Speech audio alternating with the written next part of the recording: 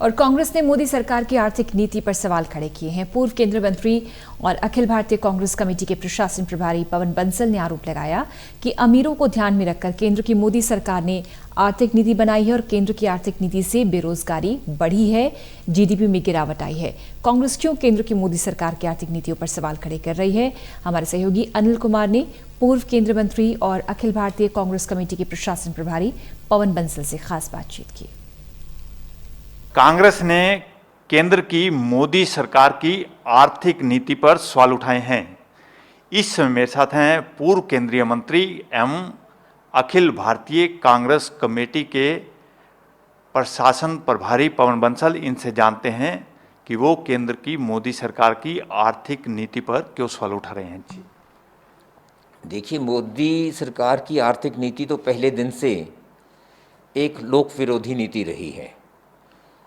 आम आदमी के लिए नहीं सोचा उन्होंने। बेशक बात हर वक्त आम आदमी की करते हैं, वो सोचते हैं जिसको कहते हैं क्रोनी कैपिटलिज्म।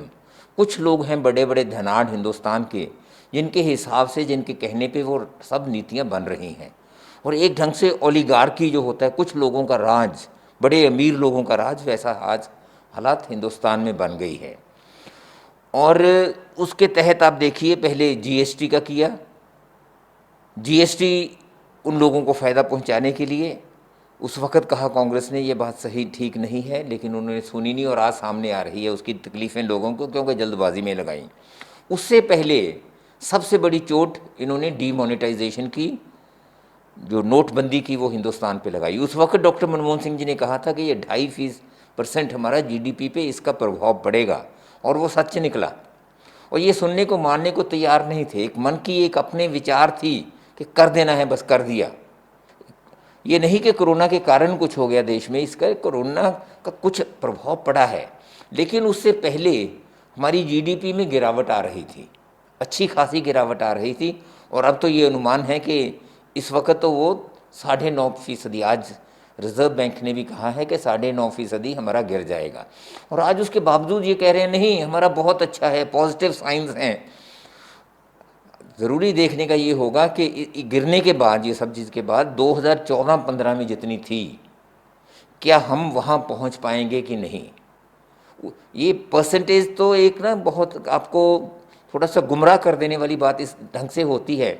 अब नीचे गिर गई, बेस कम हो गई, अब आगे को उस पर देखा जाएगा अगले वर्ष कि वहाँ से कितनी उठी है। सवाल होगा ये देखने का कि जो 2014-15 में और उससे पहले यूपीए के समय जो 8% पूरे की पूरी एक औसतन एवरेज पड़ी थी, क्या उस पर हम पहुंच पाए हैं? बंसल जी, रेपो रेट में कोई बदलाव नहीं किया, तो आप इसको किस तरह से देखते हो?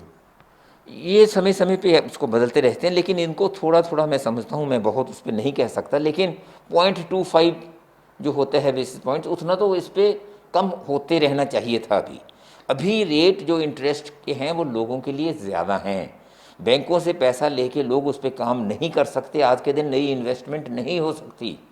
और जो सुप्रीम कोर्ट तक भी मसला गया हुआ है, बहुत इन्होंने शोर किया था कि हमने मॉरेटोरियम दे दिया, बैंकों का जो लोन है कोविड के कारण वो आपको लौटाना नहीं पड़ेगा, लेकिन उस पर इंटरेस्ट लगाए जा रहे हैं। अब कहा कि जो 2 करोड़ से नीचे वाले लोगों का पैसा है उन पे नहीं लगाएंगे, इंटरेस्ट पर इंटरेस्ट लगेगा, जितनी देर 6 महीने लेट पड़े लगेगा। चाहिए क्या था सही मायने में, अगर लोगों को फ़ायदा पहुंचाने की बात थी, कि इतने समय का कोई उन पे किसी ढंग का बैंकों की तरफ से ब्याज ना लगता। अगर ये कहते हैं कि ब्याज ये बैंक ये नहीं सह सकते, तो ये सरकार को करना चाहिए था, ये स्टिमुलस पैकेज का हिस्सा चाहिए था। लेकिन स्टिमुलस पैकेज का भी जो 20 लाख करोड़ रुपया बोलते रहे, उसको एक एक आप ब्यौरा ले लीजिए, उसमें कहाँ है, कहाँ लोगों के पास कोई उनकी हालात सुधरी होगी, आसान बनी होगी, जो मुश्किलों में वो फंसे थे उससे बाहर उभरने के लिए।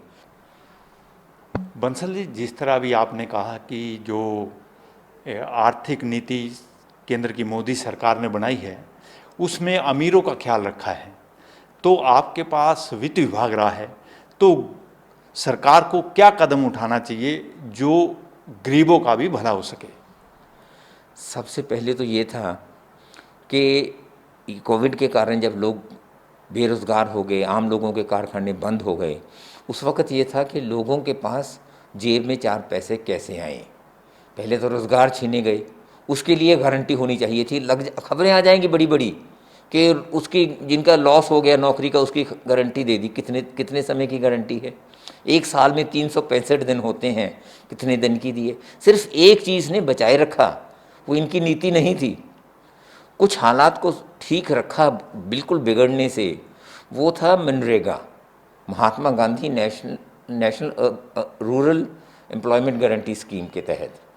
उसमें सिर्फ हुआ कि जो लोगों को यहाँ से जाना पड़ गया उनको अपनी जगह पे एक, क्योंकि ये डिमांड ड्रिवन होता है, जितना इसकी मांग हो इस पे उतना देना पड़ता है। ये कानून बनाया हुआ था यूपीए सरकार का, उसमें है, उसके तहत कुछ बचाव हो गया।